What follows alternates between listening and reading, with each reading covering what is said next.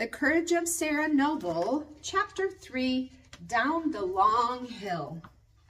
Now they had come to the last day of the journey. The Indian trail had been narrow. The hills went up and down and up and down. Sarah and her father were tired, and even Thomas walked wearily. By late afternoon, they would be home. Home? No, it wasn't really home, just a place out in the wilderness. But after a while, it would be home. John Noble told Sarah that it would be. His voice kept leading her on.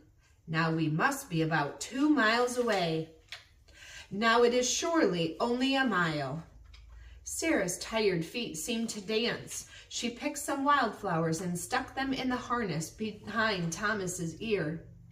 You must be well dressed, Thomas, she said. We are coming home. She put a pink flower on her own dress and her feet danced along again. Then suddenly she stopped. Father, if there is no house, then where shall we live? Her father smiled down at her. I have told you. Then tell me again. I like to hear. I hope to find a cave in the side of a hill, he said. I will make a hut for us and a fence around it. Then you and Thomas and I will live there until the house is built. Though Thomas will have to help me with the building. Sarah laughed. Thomas cannot build a house. She had a funny picture in her mind of solemn, long-faced Thomas carefully putting the logs in place. He can drag logs, her father said. Soon we shall have a fine house like Mistress Robinson's. No, said Sarah, like our own. And why not like Mistress Robinson's? Because there is no love in that house, said Sarah. You are too wise for your years, her father told her. Now they had come to the top of a long, steep hill, and they stopped at a place where there were not many trees, only bushes and coarse grass. This is one of the bare places, John Noble said. The Indians have cleared it for a hunting ground. Sarah looked around her fearfully. Behind the bushes, something stirred. A deer, said her father, and raised his gun. But Sarah clung to him. No, father, no, don't shoot it. But we must have meat. Not now, Sarah begged. Its eyes are so gentle, father. Well, said John Noble, but he did not shoot.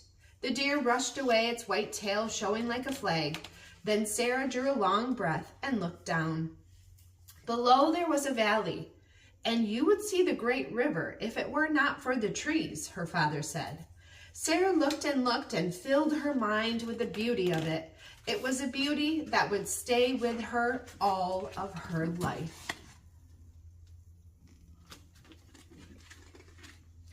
Beyond the valley there were green hills, and beyond and beyond and beyond, more hills of a strange, soft and misty blue. The trees were the dark green of firs and the light green of birches in springtime. And now they were friendly. They were not like the angry dark trees that had seemed to stand in their path as they came.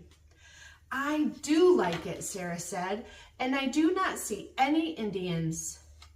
The Indians are by the great river, her father said, and I have told you, Sarah, they are good Indians. But Lemuel said, John Noble took Sarah's small, cold hand in his. Mistress Robinson should teach her children to watch their words. She should watch her own. And there are people in this world who do not help others along the way, Sarah, while there are those who do. In our home, all will be treated with kindness, always, Sarah. The Indians too, and they will not harm us. Now Sarah held her courage a little more firmly. She also held tightly to her father's hand, and so they came with Thomas down the long hill into the place that would be their home.